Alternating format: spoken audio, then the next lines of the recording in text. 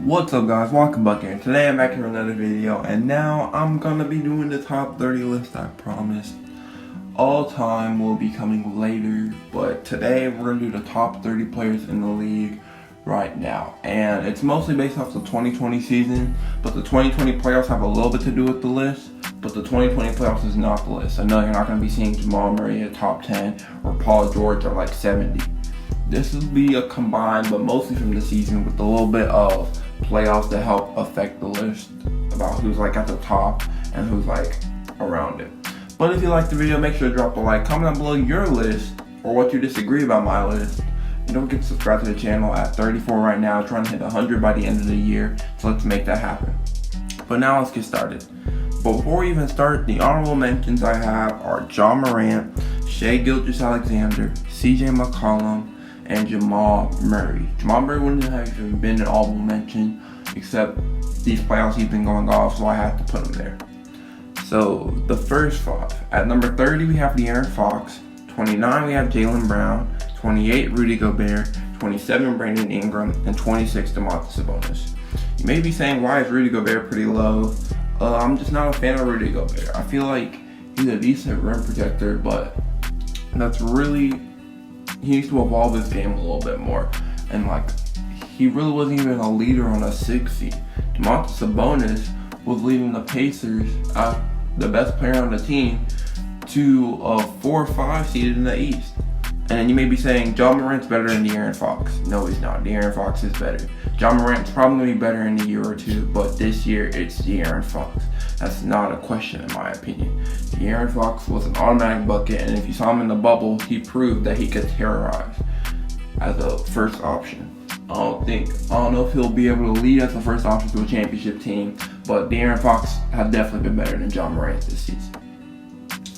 And then after that, we're going to have at 25 Kemba Walker, 24 Trae Young, 23 Kyle Lowry, 22 Bam Adebayo, and 21 Bradley Beal. Maybe wondering why I have Trae Young a little low. You would put Lowry behind Trae. Lowry's just a leader in my opinion. I feel like that got him bonus points. The fact that he's able to be a second option so consistently, and that he's been super clutch for the team and impact way more than the stats show. Trae only has the stats. He hasn't really shown anything else. Lackluster defense and not being able to win games, being one of the worst teams in the league. It really helped him down. And you may be saying Bradley Beal hasn't been helping his team either. Their team was actually in the bubble as a 9 seed in the East because of Bradley Beal. Without Bradley Beal, the Wizards would be the worst team in the league. That's how impactful Bradley Beal was. Trae Young, the Hawks would probably be the worst team in the league without him. But with him, they're not that much better. So yeah, that's why I have him. Kemba's pretty low, just because Kemba's starting to look a little bit more inefficient. He would have been in my top 20 if it wasn't for like the inefficiencies coming later on in the season. Starting with the top 20. At 20, we got Donovan Mitchell. 19, Devin Booker. 18, Chris Middleton. 17, we got Paul George. 16, Pascal Siakam. Paul George was higher on my list until the playoffs. He showed a lot of inconsistencies, like I said. Playoff P came out, and he probably would have been in the top 15, but he fell out. But he's still in the top 20. I can't put a guy like Chris Middleton over him. Chris Middleton is, I think Paul George is a better second option than Chris Middleton. Chris Middleton has been super efficient, but I think you need a guy like Paul George, and his two-way ability to play, it really just helps his case. Donovan Mitchell got in the top 20 because of his playoff. He's shown that he's a true winner. He wants to win. And games 1 through 6, you really saw that. Game 7, he was just gassed of how much he had to carry the offensive load.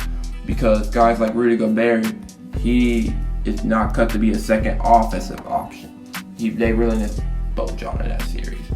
Devin Booker, he's shown that he really wants to win too, going 8-0 in the bubble. And I think that really helped his case. He's always been a bucket, but never been shown as a winner, and the bubble really showed that he's willing to win.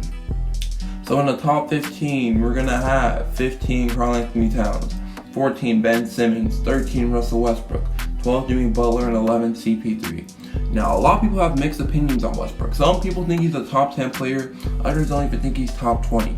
I'm not going to let the playoffs overthrown his spot too much. I would have Westbrook probably at 11 if it wasn't for the playoffs. But the playoffs really shown even though he was battling through an injury, he just really didn't look like the Westbrook we saw at the end of the season. And I think that really hurt his case. CP3 and Jimmy Butler looking like amazing leaders out there. I think that really helped their case move up. And Cat over Siakam, that one was a tough one. I think Siakam's playoff run was the reason why I had Cat over him. Cat is looking like a pretty good big man. I think he's a top 15 player in the league if we don't count injuries. Oh yeah, I forgot to mention, injuries do not count. So if you don't see guys like Klay Thompson, Kyrie Irving, Steph Curry, or Kevin Durant, that is why. I promise I did not forget about them. I just forgot to mention that I didn't put them in my list. Top 10. So at number 10, we're gonna have Jason Tatum, 9 Joel Embiid, 8 Damian Lillard, 7 Nikola Jokic, and 6 we're gonna have Anthony Davis. Now 6 and 5 was where I got confused. I felt like I should have flipped them, but I was confident, maybe a little bit biased, but kind of confident with AD. Nikola Jokic is not better than AD. Yes, he's been amazing in the playoffs. No, he's not better than AD. AD just needs to be more aggressive, but he's definitely better than Nikola Jokic in my opinion. Jokic over Embiid. The playoffs really showed why Jokic is over Embiid. Showed that Jokic can lead the team. Joel Embiid really can't on his own. Jason Tatum, he's really making a case to be a top 10 player, and he's starting in these playoffs. He's really been making a case to be even higher. But I'm going to keep him at 10 because I really don't think I can put him over a guy like Embiid, an inside beast, or a guy like Lillard, a guy who can drop 40 a night anytime. And in the top 5, we're going to have number 5, Luka Doncic, the guy I think I should have put at 6, but decided to put at 5. Luka, all-around player, got the scoring, you got the passing. His defending is getting a little bit better. He's starting to become an average defender now. Yes, he was a way below average defender his rookie year, but he's really getting better at it. He looks like the future of the league. Him and Giannis, they really look like the future of the league. And I really just think the amazing abilities he did, and if he didn't have KP hurt, I really think they could have upset the Clippers.